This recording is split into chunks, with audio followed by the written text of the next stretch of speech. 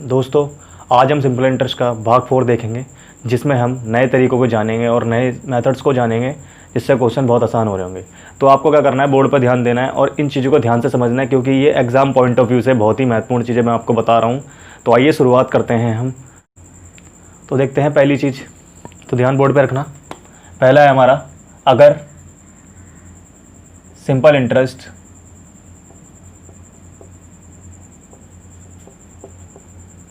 Is same, मतलब अगर साधारण ब्याज जो है सेम है, अगर साधारण ब्याज समान है, तो हमारा क्या होगा, प्रिंसिपल का जो अनुपात होगा, द रेशियो ऑफ प्रिंसिपल,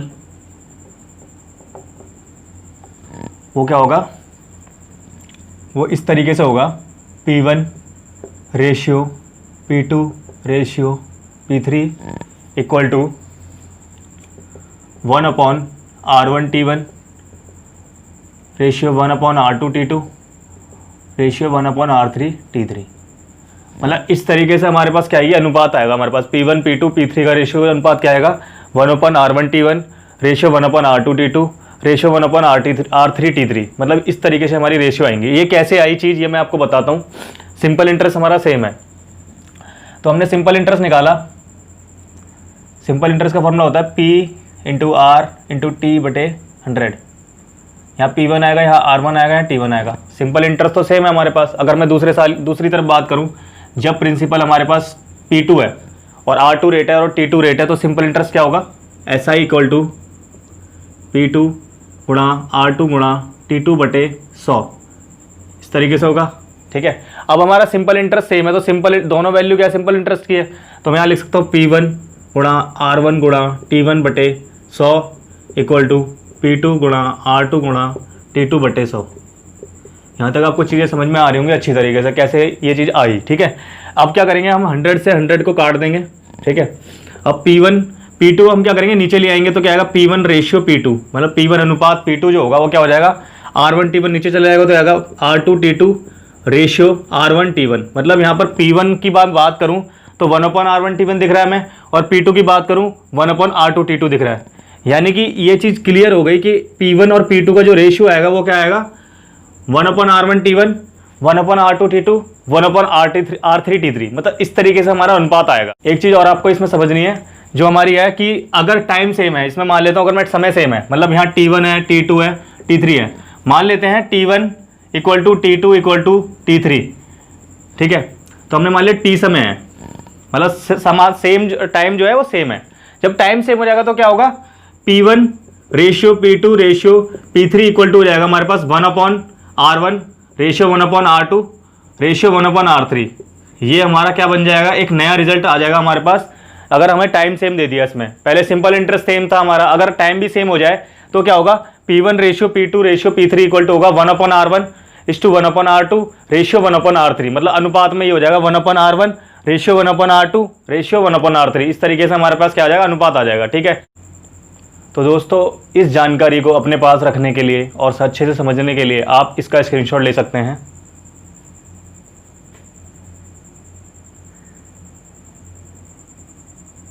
दोस्तों दूसरा कॉन्सेप्ट हमारे पास है, दूसरा कॉन्सेप्ट हमारा है, अगर इफ अमाउंट इज सेम।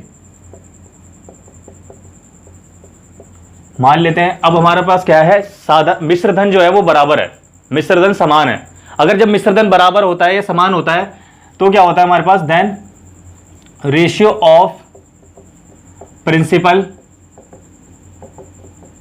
जो प्रिंसिपल का जो रेशियो होगा यानी कि अनुपात जो होगा प्रिंसिपल को, किस तरीके से आएगा हमारे पास, P1 ratio P2 ratio P3 equal to हो जाएगा हमारे पास 1/100 plus R1 T1 ratio 1/100 plus R2 T2 ratio 1/100 plus R3 T3। इस तरीके से हमारे पास अनुपात आ जाएगा। अब ये कैसे आया, मैं इसको आपको बताता हूँ किस तरीके से आया ये। ठीक है, अब अमाउंट सेम है, अमाउंट मतलब मिश्रधन। अब मिश्रधन होता क्या है, मिश्रधन हमारा होता है ब्याज प्लस प्रिंसिपल, ब्याज प्लस प्रिंसिपल। ठीक है, तो मिश्रधन हमारा क्या होता है, ब्याज प्लस प्रिंसिपल, ब्याज प्लस प्रिंसिपल मतलब मूलधन।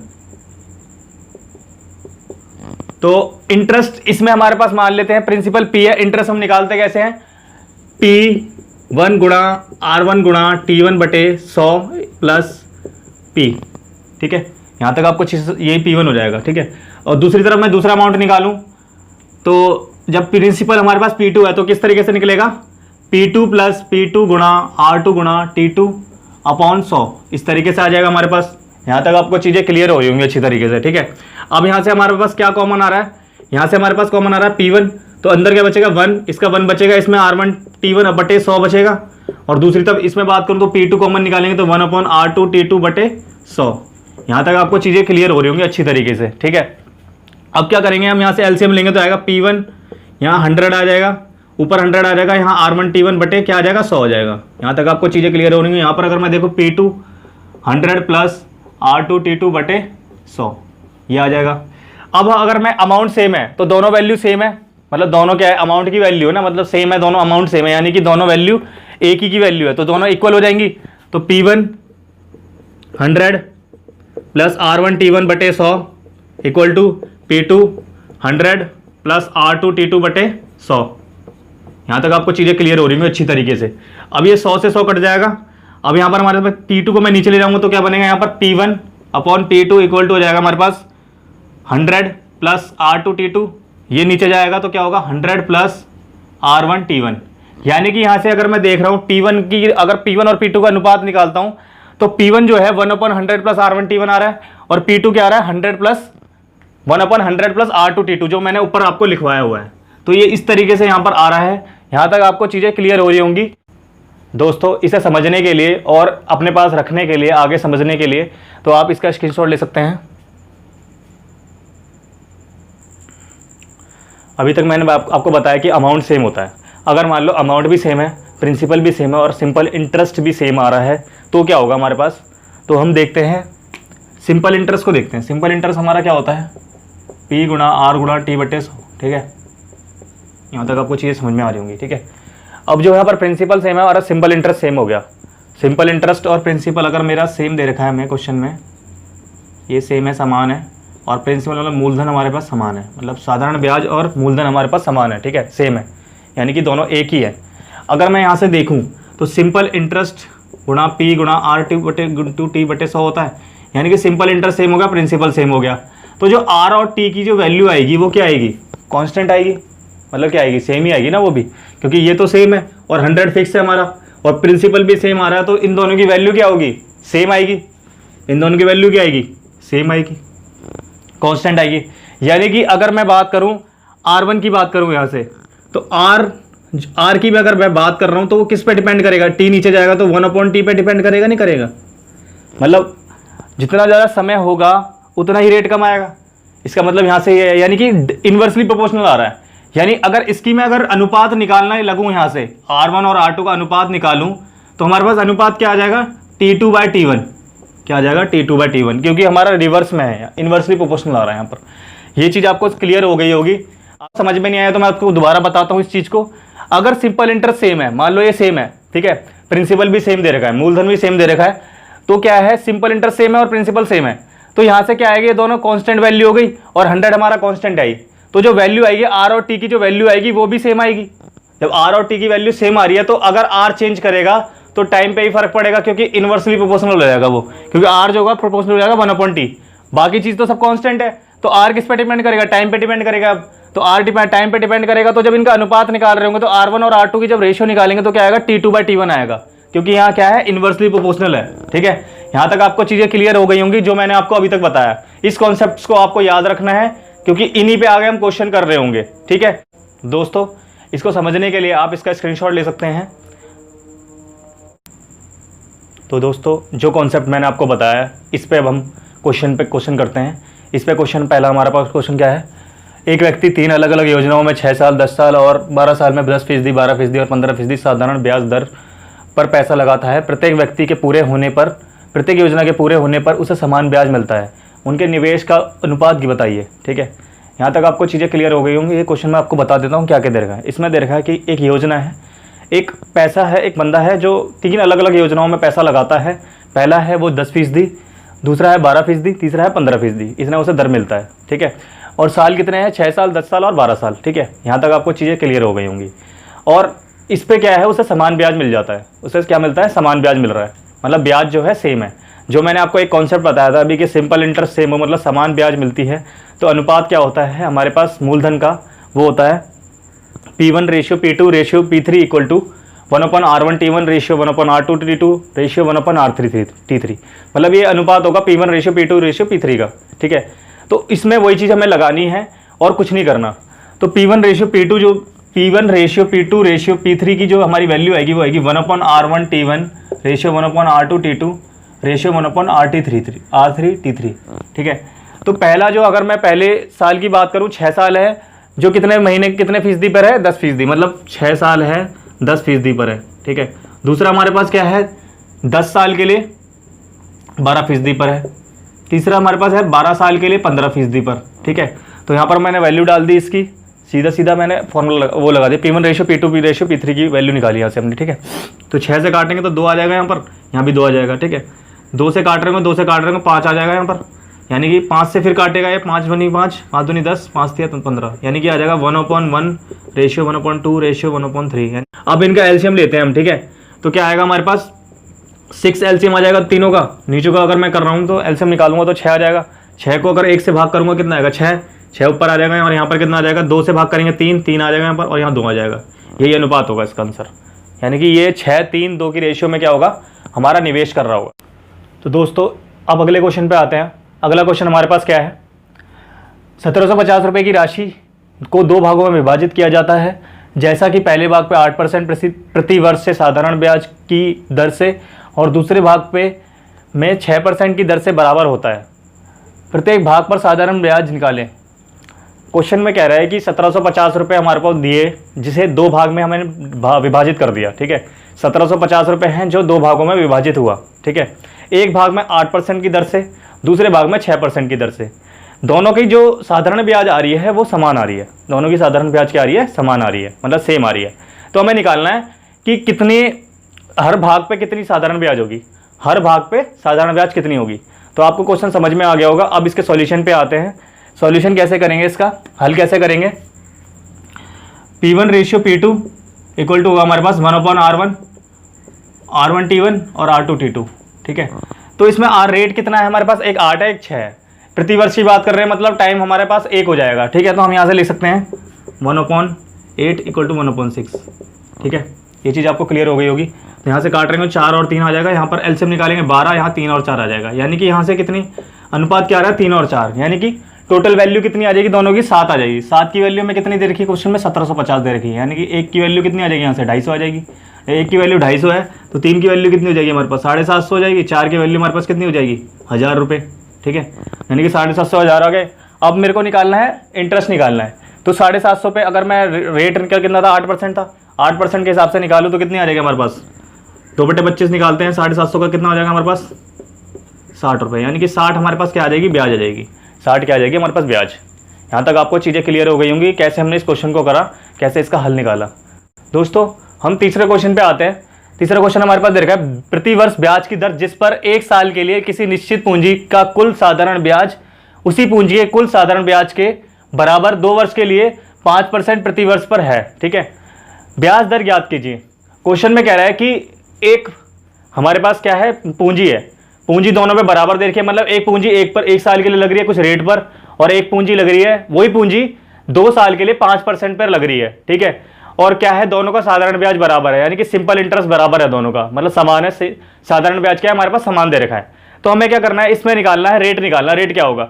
तो जब भी सिंपल इंटरेस्ट सेम होता है या फिर सिंपल इंटरेस्ट के साथ साथ प्रिंसिपल भी सेम होता है, मूलधन सेम होता है, तो हम क्या करते हैं, रेट और टाइम का क्या निकालते हैं, अनुपात निकालते हैं। तो रेट और टाइम का अनुपात क्या होता है वो आपको बताता हूं मैं। R1/R2 इक्वल टू होता है हमारे पास T2/T1। तो R1 हमारे पास नहीं दे रखा, हमने मान लिया R है, कितना रेट है, R है, ठीक है। और R2 हमारे पास 5 दे रखा है। समय हमारे पास क्या हो गया, 2 साल हो जाएगा, क्योंकि T2 हमारे पास 2 साल है। और R रेट पर कितना समय था, 1 रेट था, 1 साल था। तो R की वैल्यू यहाँ से क्या आ जाएगी, 10%, यानी कि रेट कितना आ जाएगा हमारे पास, 10%। यही इसका आंसर है। यहाँ तक आपको चीज़ें क्लियर हो गई होंगी, और जो मैंने आपको कॉन्सेप्ट बताया था R और T का, वो भी आपको क्लियर हो गया होगा। तो आइए दोस्तों अगले क्वेश्चन को सीखते हैं।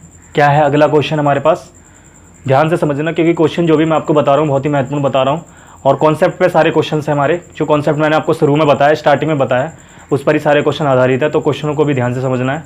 तो आइए दोस्त क्वेश्चन समझते हैं। 7,930 रुपये की राशि को तीनों भागों में विभाजित किया जाता है और ए बी सी को 2, 3 और 4 साल के लिए 5% की दर से साधारण ब्याज पर ऋण दिया जाता है। यह तीनों की राशि उनके संबंधित मिश्र धन के बराबर है। तो ए को कितना ऋण प्राप्त हुआ होगा। तो क्वेश्चन में कह रहा है कि एक राशि है जो 3 भागों में दी गई, मतलब एक राशि मान लेते हैं हम, एक राशि है, मान लेते हैं एक राशि है, कुछ भी हो सकती है, पी मान लिया मैंने, ठीक है। अब ये क्या है, 3 भागों में डिवाइड करी। 3 भागों का मतलब है एक ए है, एक बी है, एक सी है, ठीक है। मतलब पहली राशि ए है, पहले बंदे को दी ए राशि, दूसरे को दी बी राशि, तीसरे को दी सी राशि, ठीक है। अब कितने कितने साल के लिए दी, इसे 2 साल के लिए दी, इसे 4 साल के लिए दी, इसे 3 साल के लिए दी, इसे 4 साल के लिए दी, ठीक है। दर कितनी है, 5%, 5%, 5%। अब क्या दे रखा है क्वेश्चन में, तीनों का जो अमाउंट आ रहा है, तीनों का मिश्र धन है वो बराबर है। तीनों का जो मिश्र धन है वो क्या है, बराबर है। यहां तक आपको चीजें समझ में आ गई होंगी। मतलब मिश्र धन बराबर है तो हम क्या कह सकते हैं, यहां से प्रिंसिपल का जो अनुपात होता है वो होता है P1 ratio P2 ratio P3 equal to होता है हमारे पास 1/100 plus R1T1 ratio 1/100 plus R2T2 ratio 1/100 plus R3T3, ठीक है। तो इसमें हम कैसे करेंगे अप्लाई, इसे हम लिखते हैं R1T1 से लिखते हैं तो 100 प्लस 2 गुणा 5 और यहाँ से लिखते हैं 100 प्लस 3 गुणा 5 रेशियो 100 प्लस 4 गुणा 5, यानी कि कितना आ जाएगा यहाँ से 1/110 आ जाएगा, 1/120 आ जाएगा, सॉरी 115 आ जाएगा, 1/120 आ जाएगा, ठीक है। यहाँ तक आपको चीज़ें समझ में आ रही होंगी।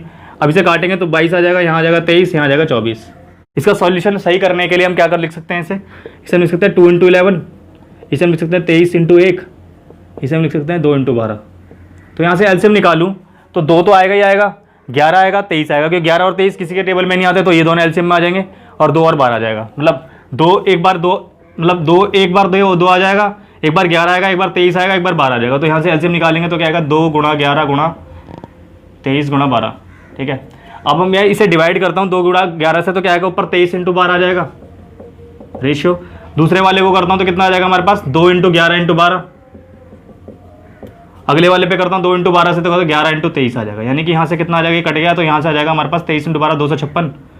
23 को 12 से गुणा करते हैं 276 आता है, इसे गुणा करेंगे तो यहाँ से 264 आ रहा होगा, यहाँ से करेंगे 253 आ रहा होगा। ये तीनों को जोड़ने पे हमारा क्या आ रहा होगा, 793 आ रहा होगा। कितना आ रहा होगा, 793। और क्वेश्चन में कितना दे रखा है, 7930 दे रखा है, यानी कि 10 का मल्टीपल है। तो हमें ए का ऋण निकालना है, तो ए कितना हो जाएगा हमारे पास, 2776, 2760 रुपये आ जाएगा हमारे पास ऋण इसका, ठीक है। तो दोस्तों अगले क्वेश्चन पे आते हैं। अब क्वेश्चनों का लेवल बढ़ाते हैं, बेसिक से थोड़े एडवांस लेवल पे क्वेश्चन पे आते हैं।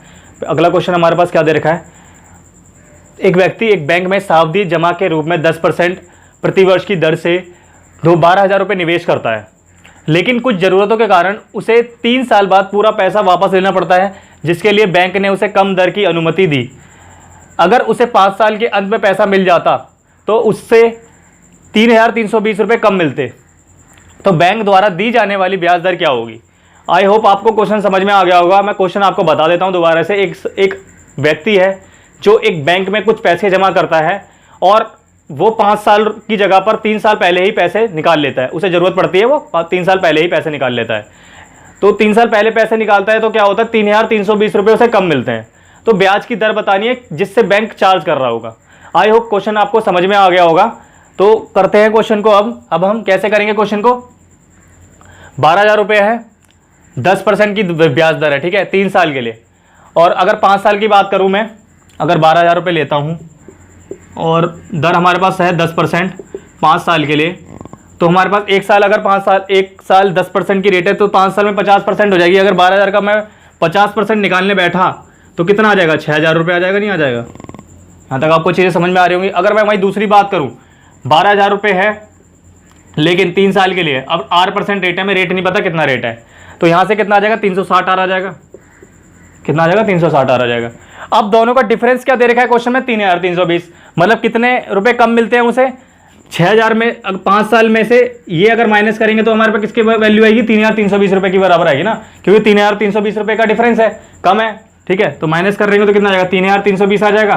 तो माइनस 360 आर की इक्वल टू कितना आ जाएगा हमारे पास, इसे इधर ले जाएंगे तो क्या आ जाएगा, 3,320 माइनस 6000, तो यहाँ से आ जाएगा 2680 माइनस का आएगा माइनस 360 आर, तो माइनस से माइनस कट गया, तो आर की वैल्यू यहाँ से आएगी 2680 बटे 360, 0 से 0 कट गया, 18 आ जाएगा, 2 से काटेंगे तो यहाँ आएगा 154, 134 आ जाएगा, फिर 2 से काटेंगे 2 9 जा 2 6 जा 267, 67 बटे 9 आ जाएगा, यानी कि कितना आ जाएगा 7, 9 7 63, 7 चाहिए 7 सही 4/9% हमारा क्या आ जाएगा, ब्याज की दर आ जाएगी।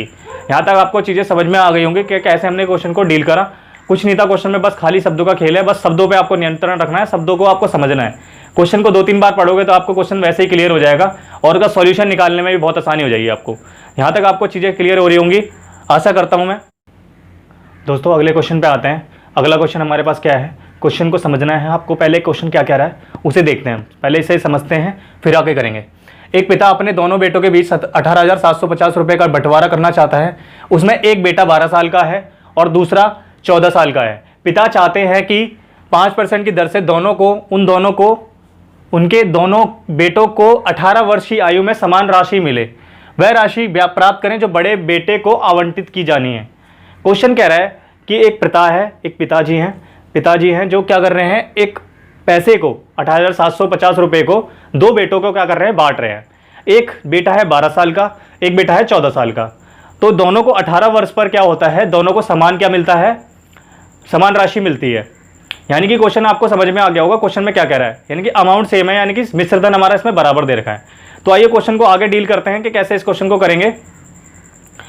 तो हम लेते हैं क्वेश्चन को। पहले इस क्वेश्चन में दे रखा है कि एक 12 साल का है लड़का, एक 12 साल का है, एक कितना है 14 साल का। तो इसे कितने साल लगेंगे, 18 साल का उन्हें 6 साल लगेंगे, इसे कितने साल लगेंगे, 4 साल लगेंगे। ठीक है, यहाँ तक आपको चीज़ें समझ में आ गई होंगी। समान राशि मिलने का मतलब यहाँ है अमाउंट सेम है।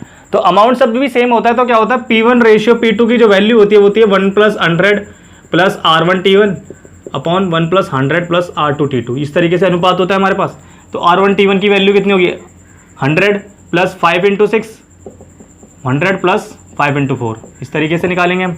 तो यहाँ से हो जाएगा 1/100 120 हो जाएगा, यहाँ पर क्या आ जाएगा 130 आ जाएगा। 0 से 0 कट गया, यहाँ कितना आ जाएगा 12 और 13 का एलसीएम होता है 156 होता है, 13 यहाँ 13 आ जाएगा, यहाँ 12 आ जाएगा, यानी कि 25। टोटल वैल्यू कितनी आ रही है यहाँ से हमारे पास, अमाउंट कितना है दोनों में, एक का अनुपात 13 है, एक का अनुपात 12 है, और टोटल वैल्यू कितनी है 25 है। तो 25 की वैल्यू हमारे पास कितनी रखी, 18,750 रुपये दे रखी है, यानी कि एक की वैल्यू कितनी निकालेंगे हम, 25 सत्ते 175 और 25 पंजे 125, 750 आ गई। मतलब एक की वैल्यू कितनी आएगी 750। तो 13 की वैल्यू कितनी आ रही होगी हमारे पास 9,750 रुपये, और 12 की वैल्यू हमारे पास कितनी आ रही होगी 9,000 रुपये। यानी कि हमारे पास क्या आ जाएगा, बड़े बेटे की पूछ रहा है तो बड़े बेटे की जो कितनी आएगी 9,750 रुपये क्या आ जाएगा, राशि आ जाएगी जो उसे आवंटित की जानी है। तो इस क्वेश्चन को एक और अच्छा मेथड बताता हूँ जो क्वेश्चन को और जल्दी कर देगा। तो इसमें क्या देखना है, हमें उम्र देखनी है दोनों बेटों की। एक की उम्र है 12 साल, एक की है 14 साल। तो दोनों को कितने साल लग रहे हैं, 18 साल का होने में एक को लगेगा 6 साल, एक को लगेंगे 4 साल। तो एक की ब्याज दर कितनी हो जाएगी, एक की अगर 6 साल, एक साल की ब्याज है 5%, तो 6 साल की कितनी हो जाएगी, एक की 30% हो जाएगी, और दूसरे वाले की कितनी हो जाएगी 20% की, 5 चौक 20 हो जाएगा। ठीक है, एक साल की 5%, तो 4 साल की कितनी हो जाएगी 20%। ठीक है, प्रिंसिपल हमने मान लिया कितना है 100%। तो हमारे पास क्या होगा, अमाउंट जो होगा ए वाले का कितना हो जाएगा, ए वाले का अमाउंट कितना हो जाएगा 130 हो जाएगा, कि 100 में 30 जोड़ देंगे, और ऐसे इसको जोड़ेंगे 100 में 120 जोड़ेंगे, कितना हो जाएगा 120 हो जाएगा। यानी कि अमाउंट जो होगा 130 ए = 120 ऑफ बी। ये कैसे हुआ, क्योंकि हमें दे रखा है यहाँ पर समान राशि मिलती है दोनों को। राशि क्या, समान राशि का मतलब ये है कि अमाउंट बराबर है, यानी कि मिश्र धन बराबर है। ठीक है, तो A/B की वैल्यू यहाँ से कितनी आ जाएगी हमारे पास 120/130, काटेंगे कितना आ जाएगा 12/13 आ जाएगा, यानी कि 25 आ गया टोटल। और ये कितना रखा क्वेश्चन में 18,750 रुपये। तो एक की वैल्यू यहाँ से 750 आ जाएगी, 12 की वैल्यू कितनी आ जाएगी 9,000 रुपये, और 13 की वैल्यू कितनी आ जाएगी 9,750 रुपये। यानी कि हमारा जो लास्ट वाला जो बड़े बेटा है उसको कितने रुपए मिल रहे होंगे, 9,750 रुपये मिल रहे होंगे उसे। ठीक है, तो दोस्तों अगले क्वेश्चन पे आते हैं। अगला क्वेश्चन हमारा क्या है, 12 साल का एक लड़का है जिसे 1 लाख रुपये के साथ छोड़ दिया गया। 1 लाख रुपये के साथ छोड़ा है, बताओ आपको कभी दिए हैं 1 रुपये भी, 10 रुपये भी दिए हैं घर वालों ने। तो जो एक ट्रस्ट के अधीन है, ट्रस्टी 6% के प्रति वर्ष की दर से धन का निवेश करते हैं और नाबालिग लड़के को 25 रुपये की राशि पॉकेट मनी के रूप में हर साल के अंत में भुगतान किया जाता है। ट्रस्ट का खर्च हर साल 500 रुपये होता है। वह राशि बताइए जो ट्रस्ट ने नाबालिग लड़के को 18 वर्ष के होने पर दी होगी। क्वेश्चन समझ में आ गया होगा आपको। 1 लाख रुपये नाबालिग लड़के का मतलब यह 18 साल से कम का है वो। ठीक है, अभी तो उसे छोड़ दिया गया 1 लाख रुपये के साथ। अब ट्रस्ट क्या करता है, 6% की दर से हर साल क्या देता है, निवेश कर देता है उस पैसे को, 1 लाख रुपए को, ठीक है। तो नाबालिग लड़के को पॉकेट मनी मिल रही है 2500 रुपये महीना, अंत मतलब साल के अंत में मिल जाती है 25 रुपये से पॉकेट मनी, ठीक है। और ट्रस्ट का खर्चा आ जाता है 500 रुपये हर साल के लिए, ठीक है। यहाँ तक आपको चीज़ें क्लियर हो रही होंगी। आगे बोला है कि राशि बताइए जो नाबालिग लड़के को 18 वर्ष होने पर दी गई होगी। तो लड़का भी कितने साल का है, 12 साल का है। 12 साल का मतलब 6 साल के लिए ब्याज को क्या करा जाएगा, निवेश किया जाएगा। तो 6 साल को करा 6 साल के लिए किया जाएगा। तो 1 लाख का, अगर मैं 1 लाख रुपए का 6 साल के लिए 6% रेट से निकालू तो कितना आएगा, 36% हो जाएगा। यहाँ से कितना आ जाएगा, 6 साल, 1 साल 6% है तो 6 साल कितना होगा, 36%। तो 36% यहाँ से कितना आ जाएगा, 3600 रुपये हो जाएगा, 36,000 रुपये हो जाएगा। कितना हो जाएगा, 36,000 रुपये हो जाएगा। यहाँ तक आपको चीज़ें समझ में आ रही है। अब कितने रुपए उसने, 25 रुपये से पॉकेट मनी दी, किसे, बच्चे को, मतलब लड़के को दी 25 रुपये, ठीक है। तो 1 साल 25 रुपये दी, तो 6 साल के लिए कितनी होगी, 25 को 6 से गुणा करेंगे, कितना आ जाएगा हमारे पास, 15,000 रुपये। 25 से को अगर मैं 6 से गुणा करता हूँ, कितना आएगा, 0 0 6 5 30, मतलब 15,000 रुपये आ गया। मतलब कितना आ गया, 15,000 रुपये, ठीक है। ये तो उसे पॉकेट मनी के रूप में दिया गया, ठीक है। अब बात करेंगे ट्रस्ट का कितना खर्चा कर रहा है, 500 रुपये खर्च हो रहा है 1 साल का। तो 6 साल का कितना हो जाएगा, 3,000 रुपये। तो 3,000 रुपये खर्चा हो जाएगा। तो यहाँ कितना हो गया, टोटल कितना हो गया हमारे पास, 18,000 रुपये। यानी कि 18,000 रुपये क्या हुआ, खर्च हो चुके हैं। मतलब 18,000 रुपये उसे दिए जा चुके हैं या फिर खर्च हो चुके हैं, ठीक है। अब 18,000 रुपये बचे यहाँ पर, और यहाँ पर कितने थे, 36,000 रुपये थे। टोटल निवेश कितना कर रहे थे उसे, 6% की दर से 36,000 रुपये आ रहा है। तो 18,000 रुपये निकाल दिए तो कितने बचे यहाँ से हमारे पास, 18,000 रुपये निकाल दिए तो कितने बचे, 18,000 रुपये बचे। तो यानी कि 18,000 रुपये बचे और 1 लाख पहले से थे। तो 1 लाख रुपये तो उसे मिलेंगे ना, और 18,000 ब्याज होगी तो कितना टोटल हो गया, 1,18,000 रुपये उसे मिलेंगे 18 साल होने पर। 18 साल की उम्र होने पर उसे कितने रुपए मिलेंगे, 1,18,000 रुपये मिलेंगे, ठीक है। यहाँ तक आपको क्वेश्चन समझ में आ चुका होगा। तो दोस्तों अगले क्वेश्चन पे आते हैं। अगला क्वेश्चन क्या है हमारा, एक आदमी ने कुछ राशि को लगातार 3 साल में 11% की दर से निवेश किया। 3 साल बाद आदमी को 30,012 रुपये मिले, बैंक से प्राप्त हुए। तो कितने पैसे हर साल निवेश किए होंगे। तो मान लेते हैं हमने मूलधन है 100 रुपये, 100 रुपये हर साल पहले स्टार्टिंग में डाल दिए, मतलब निवेश करें 100 रुपये, ठीक है। तो 3 साल के कितने हो जाएंगे, 300 रुपये हो जाएंगे। और 100 रुपये पर 1 साल की ब्याज कितनी होती है हमारी, 11 रुपये होगी, क्योंकि 11% है, 11% की दर से ना। तो यहाँ से 100 रुपये पर 3 साल की ब्याज कितनी हो जाएगी, 22 रुपये होगी। 22 रुपये क्यों हो रही है, क्योंकि हम तीसरे साल की ब्याज काउंट नहीं करेंगे, क्योंकि तीसरे साल के अंत में उसे पैसे मिल चुके हैं, ठीक है। तो अब 100 रुपये हमारे पास क्या है, 1 साल का निवेश है ना। 3 साल का कितना हो जाएगा, 300 रुपये हो जाएगा, क्योंकि 100 रुपये हर साल, मतलब 1 साल का 100 रुपये, तो 3 साल का कितना होगा, 300 रुपये हो जाएगा। तो कितना हो गया, 66 हो गया यहाँ पर 300 रुपये, क्योंकि 3 से गुणा करेंगे तो क्या होगा, यहाँ पर 3 से गुणा कर रहे हैं तो यहाँ भी 3 से गुणा करेंगे ना, ठीक है। 300 रुपये पर 3 साल के लिए कितने हो जाएंगे, 66 रुपये हो जाएंगे। अब हमारे पास जो राशि आई टोटल कितनी आई, वो 300 और 66 को जोड़ देंगे, क्योंकि हमारे पास अमाउंट इसी तरीके से निकलता है। मिश्रधन क्या होता है, प्रिंसिपल प्लस ब्याज, ठीक है। प्रिंसिपल मतलब मूलधन प्लस ब्याज, यानी कि यहाँ जाएगा 366 की वैल्यू किसके बराबर हो जाएगी, 30,012 रुपये के बराबर आ जाएगी। एक की वैल्यू यहाँ से आ जाएगी 30,012 अपॉन 366, इसे डिवाइड कर रहे हो तो 82 आ जाएगा। और 100 पे वैल्यू निकाल रहे हो तो हमारे पास क्या आ जाएगा, 8200 आ जाएगा। यानी कि 8200 इसका आंसर आ जाएगा, जो इसने राशि स्टार्टिंग में निवेश करी होगी हर साल के पहले, ठीक है। यहाँ तक आपको चीज़ें क्लियर हो रही होंगी। दोस्तों आज की क्लास में मैंने आपको बहुत ही सरल तरीक़ों से क्वेश्चनों को बताया कि कैसे हम क्वेश्चन को करेंगे, और मैंने आपको कुछ कॉन्सेप्ट बताए जो आपको ध्यान में रखने क्वेश्चन को करते हुए, क्योंकि ये क्वेश्चन जो है वो इंपॉर्टेंट है एग्जाम के पॉइंट ऑफ व्यू से। तो आपको क्या करना है, इन क्वेश्चनों पे प्रैक्टिस करते रहना है। जितनी ज़्यादा आप प्रैक्टिस करोगे, आप इन क्वेश्चनों पे यूज्ड टू हो जाओगे। जब यूज्ड टू हो जाओगे तो आप क्वेश्चनों को बहुत जल्दी कर रहे होगे। और एक चीज़ और आपको क्या करना है, थोड़ी सी कैलकुलेशन पे भी मेहनत करनी है अपनी, क्योंकि कैलकुलेशन पे अगर आपकी मेहनत हो जाएगी तो क्वेश्चन और जल्दी हो रहे होंगे। तो आपको क्या करना है, इन क्वेश्चनों पर प्रैक्टिस करते रहना है। तो तब तक के लिए मैं आपसे विदा लेता हूँ, मिलते हैं आपको अगली क्लास में। तब तक के लिए जय हिंद, जय भारत।